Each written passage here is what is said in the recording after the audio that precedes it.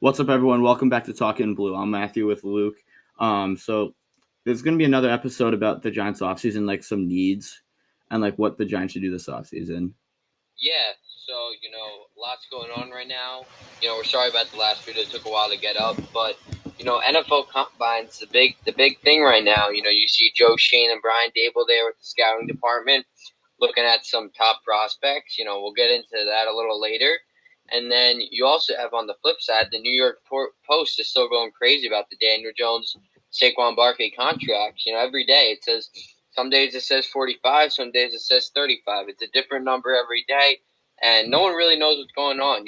I've heard from sources Daniel Jones denied a $37 million contract, but I've heard from sources he isn't even asking for that money. Matthew, what's your opinion on that? Um, it's kind of hard to say because knowing how Daniel Jones is, it's hard to like have a side whether like I think he asked for that much money or he asked for less. But he is not really like a flashy player. He doesn't look for any attention. Yeah. He barely posts anything on social media. Like he's not really someone like he doesn't act That's like why a star. that's why to me, when you're asking for that kind of money, that's kind of flashy. Like, don't I just don't see it's right if he's actually asking for that. The Giants organization have done him very good. They've invested in him, and I think he had a great season this year. Do I think he's worth $45 million? I don't. I think Derek Carr is asking for that $35 million range by the New York Jets, and I think that's fair. I think in the low to mid 30s is fair. I think for Daniel Jones' talent. I want to quote someone. Sean O'Hara, ex-Giants lineman, won Super Bowls with Giants, was saying that just doesn't seem right. He's met Daniel Jones. He doesn't seem like the type of guy to say that. And also reading, you have the Daniel Jones. If Daniel Jones gets a long-term deal, Saquon Barkley probably gets a franchise tag. Matthew, put a little insight on that. Well, the franchise tag takes up more cap space from like what I've heard. I don't fully know how cap space works. So it'd be a $14 million cap deduction if they franchise tag Saquon Right. Barkley, and they did save. I think it's we didn't. We posted a short. They saved. I think we took it down, but they saved $7 million, $7.7 million this week by releasing Kenny Galladay. Right. So that is big. So half of that money, like you saved from releasing Galladay, and I think let's stick on Saquon though. Do you franchise tag Saquon, Matthew? You're the GM. You're Joe Shane. What are you saying? So no, I said this in the last episode about extending Barkley. I want to extend him, like give him like $14 million per year at least. But like if he won't do that, then like just franchise tag him. But it does take up more cap space. We do need more cap space to like obviously extend Daniel Jones and Barkley. We're also going to need it to sign other free agents, and like maybe like Yeah. if we trade for like anyone, we'll need money for that as well. So this is my opinion on it. The issue is I think the franchise tag is a good option because the Giants do have the second most cap in the NFL, and you're looking at what else is out there. Is the Giants don't really have an option in the draft? They need a receiver. Free agency. There's not that many. There's not enough talent available that could step in and replace Saquon's shoes. I think over time, yeah, you could draft someone in the later rounds and develop him, but I don't think there's anyone running back one ready for the season. I think that's when the franchise tag comes into play. Let's go a little bit into that Kenny Galladay release. I think Kenny Galladay's production on the field could talk for that. I think that's a big step in the right direction for the Giants. Matthew, any comment on that? Yeah, I'm very glad the Giants are releasing him. It's freeing up $7.7 million in cap space. I also saw something on Twitter that would say that it would free up if we did this like in June, like a certain date. I forget the exact time, but like around like June 13th, I think it was the date, but I'm not 100%. We would free up like $13.7 million. Normally, I would try to get more cap space, but honestly, let him go now. We're gonna need that extra money to sign someone. Yeah, I think it's a smart move. The Giants receiver core next season right now, all we know is Wando and you got Hodgins. That's all we know. But I think Galladay had to go. Too much of a cap hit for just underproduction. We wish Galladay well. I think we were all excited when he came over. I know I have his jersey. I know everyone got his jersey, but it just wasn't the ending that we wanted. Right. And I think it was a reflection of how Dave Gettleman's tenure with the Giants ended, and it ends the same way. I think Joe Shane, Brian Dable come in, and they're gonna do it their way now. No more BS. And we're talking about a little free agents. I want to bring up this battle. I want to bring up this conversation because I know we have a both different opinions. I want to talk about safety. Giants' number one thing years, it's been secondary. You have a choice here. You could re-sign Julian Love, or you let him walk. You have Dane Belton and Xavier McKinney on the sideline. What do you do in this situation, Matthew? I like Julian Love. I think he's a good safety. I was texting you about this earlier. I think he's a little overhyped. I do think he had Yeah. a solid season. But I think I like McKinney and Belton as like the two starting safeties for the Giants. Yeah, it's not that I see that as a bad thing to do. This is my opinion. I know me and Matthew agree differently. Julian Love, I just think is underrated in my opinion. I think he got a lot of hype, but overall his game is underrated. I think he's a bigger safety, and I think he's athletic, and I think he can make plays. And I think you look at him, and you look at Dane Belton. Dane Belton, he had 2 interceptions. Yeah, that was all cool and all, but he didn't. He played minimal games, minimal snaps, and it was inconsistent for him, just like all the Giants. You had guys like Jason Pinnock. The injuries are crazy, and I look at Xavier McKinney after last season. He was a captain of the Giants, and going to Mexico to go ATV, and it shows a real reflection on how you get the captain, how you are a captain for the Giants, and I think Julian Love did a great job picking up that role. That's my opinion. I think he really stepped into that captain role and that safety, the quarterback of the defense, and executed it. Yeah, I do think he had a good season. I wish McKinney never rode that ATV. Yeah. But yeah, that was a retarded idea. I don't know what the hell he was thinking. Yeah, and I totally agree with you on that one. Like, you're mid-season, and everyone in the Sun was talking about this mid-season. You can't be doing that. You got a team. And I was reading some, the free agency rumors have been crazy. I've been getting a lot of questions. So I want to talk a little about some free agent rumors. Jordan Poyer, safety, Buffalo Bills. Definitely could see that happen.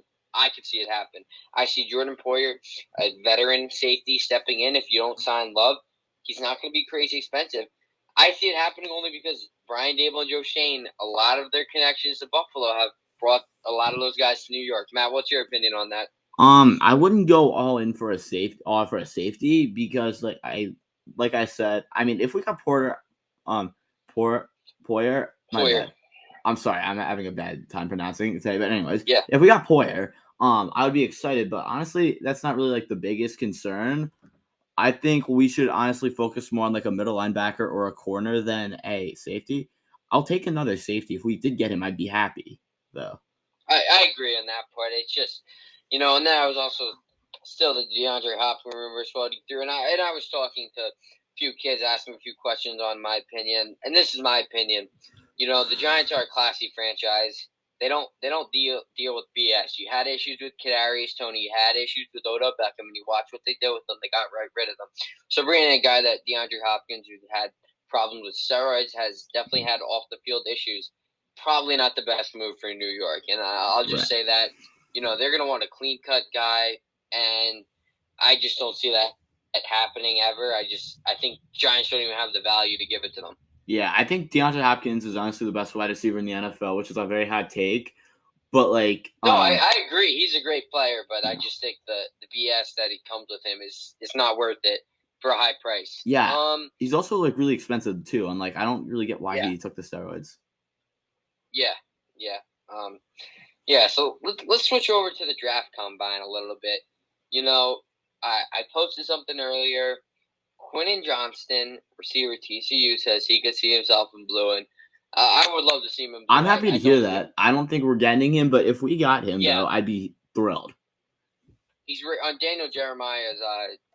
He rated him. I think it was either 25 or 27 best prospect. So it's possible. I say it's improbable, but if we brought him to New York, that'd be great. I think he's the best receiver in the draft. I absolutely agree with you.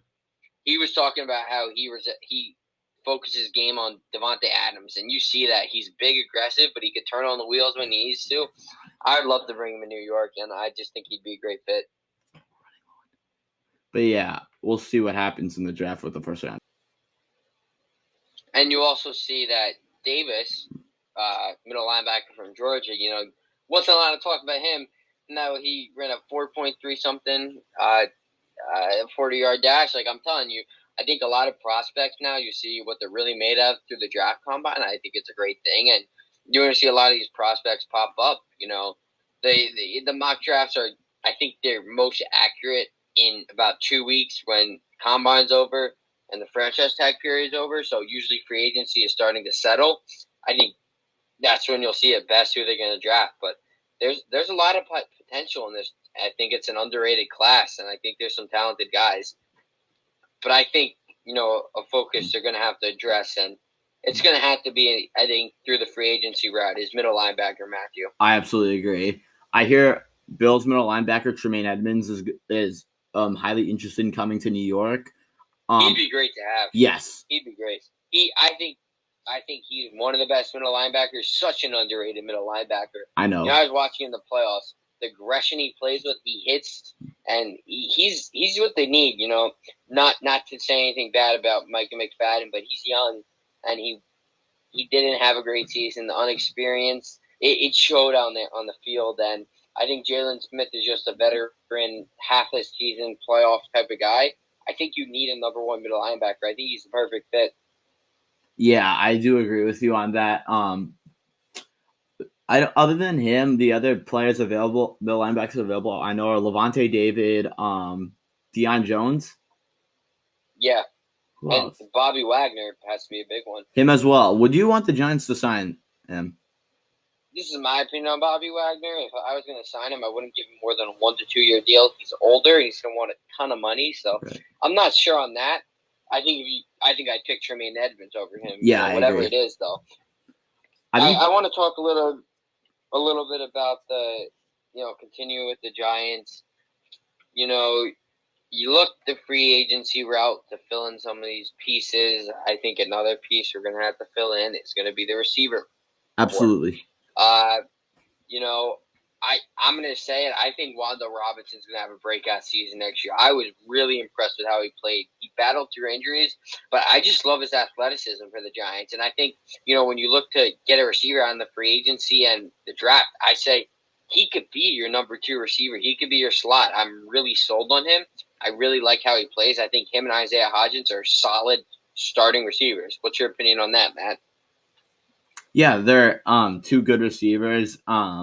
I wish Wan'Dale never tore his ACL week 11. It was a blow to the Giants offense, but we still were good without him anyways. That game, he had over 100 yards too. It was a great game against Detroit. Fortunately, the Giants would end up on the losing side, and they weren't a slump for a long time after that. And I think definitely, Shepard tears his ACL. He tears his ACL. They didn't really have a solid slot after that, and I think an effective slot. You watch Wan'Dale Robinson at his finest, his short passes, and he's slippery. Doesn't have the speed. He lacked that. That's why people were shocked the Giants went with him. But that he's really short, and he used it to his advantage. The slipperiness is impressive. So we're looking at the other receivers, Matt. Let's go the free agency route. Who are you taking as the Giants? You could sign one receiver. Who are you taking? I'm going to say either Allen Lazard or Jacoby Myers. I was going to say Jacoby Myers, too. I think he's underrated. Yeah. They're like, I want to trade for a wide receiver. That's like my take. I'm fine with taking a free agent and a receiver in free agency or in the draft. But honestly, I think like the right thing to do is go for a receiver via trade, and I think we would go for Brandon Ayuk. That's who I would go for. I would love him to have him in New York. Do I see it happening? Most likely not. Let's talk a little bit about like around the league news. I want to talk a little bit about Dallas, our big rival. Tony Pollard most likely going to get the franchise tag. I'm not excited about that one. Not am I. He is a great young running back, and for a guy that hates Dallas, I have to give it to him. He was running all over the Giants, and the Giants defense will have to deal with him for what I think is a long, long time. Oh yeah, we will. But I can finally say I'm happy that Zeke possibly may be out of the NFC East because he was eating up a lot of yards, and I don't know about you, but I can't stand when he feeds himself the yards. We need to get him out of here. Yeah. Also, like, I want Boston Scott out of Philadelphia. Most overrated player I've ever heard of. I could give you a 10 reasons why, but I could give you one right now, and it's a pretty simple one. All his touchdowns are from the 1 yard line. I know. Yeah. That's not Philly, impressive. It's not impressive. It's just 1 yard. It's right there. You just have to like step in and then it's a touchdown. It's not an that's like us handing the ball off to Gary Brightwell every single time we're on the 1 yard line against the Philadelphia Eagles. Yeah, he's the Giants killer. He's the Eagles killer now. Like, it's stupid, and I think he's not a good running back. He sucks. He can't run the ball more than the 1 yard, and he's behind two running backs. Overrated, most overrated player I've heard. I think the Eagles, on a hot take, they'll fall off next year. Probably only win 10 games. You might think I sound crazy for this, but like, if you look at the free agency tracker, you got to see who's going to be a free agent and like how little cap they have a lot of free agents. Yeah, not a lot of cap. I would say the notables, most notable names, are Brandon Graham, James Bradbury, Robert Quinn, Fletcher Cox. I wouldn't mind bringing Bradbury back to New York. Same. I don't see it happening, but I wouldn't mind it. I like James Bradbury. He's actually one of my favorite. He was one of my favorite players with the Giants. I didn't like how he handled it. How he talked. He talked a little bit bad about the Giants. I don't like that, but yeah, I take him for sure. Yeah, I respect him for how he handled like that interview after the Super Bowl. Like he handled it very maturely, like he as an adult would, and he's just like, yeah, I held him, even though I thought I hated that call though. Yeah, and I respect that, and another guy, Carson Wentz, obviously now out of the NFC, doesn't really have anything against him. Couldn't stay off the injury report. And I think the Giants division next year, I think it's going to be good. I'm going to have to disagree. I think the Eagles have created something. And I hate Nick Sirianni, man. When he dances on the sideline with his players. Like, so annoying. You were talking about how James Bradbury handled it so like a professional. Maybe Nick Sirianni should take some notes because he does not act like a professional. Yeah, you got to act like an adult. There before. You watch a hockey game. Do the coaches celebrate when they win, score a goal? No, they shake each other's hands. That's about it. No, that's what. Yeah, Lane Lambert on the bench every time the Islanders win. He's just like very calm, doesn't really do much. Same with Gerard Gallant. That's just respect, and when he shakes his head like that and dances with his players, it's disrespectful. I think to the game, and I think it's ruining the game. And the NFC East, I think, is a takeable thing. We just won a few more NFC East games. We didn't tie Washington. That should have been a win. We should have won on Thanksgiving Day against Dallas. Think about how much different the season would have looked. We would have went in with more wins, and it's crazy what we could have been, and we really could have. I'm disappointed that we fell short, but I think there was great takeaways, and I'm excited for next season. So, same. Matt, any closing statements? Not really. I mean, I'm very excited for this season. I'm excited for this offseason. Oh, yeah. I think this combine and the franchise tag window, and right after that, free agency frenzy, and then draft right after that. I'm so ready for the draft. I'm gonna most likely be at MetLife for the draft party. I'm not 100% yet, but I know I definitely want to be there. We're definitely going to be posting draft content, free agency content. We're the number one guys for that. Every alert we get, we're going to post it right away, fill you guys in. 100%. And I think it's going to be a fun next few months leading up to the season. Let's go Big Blue. This is me and Matt signing off. See you guys later. Let's go Giants.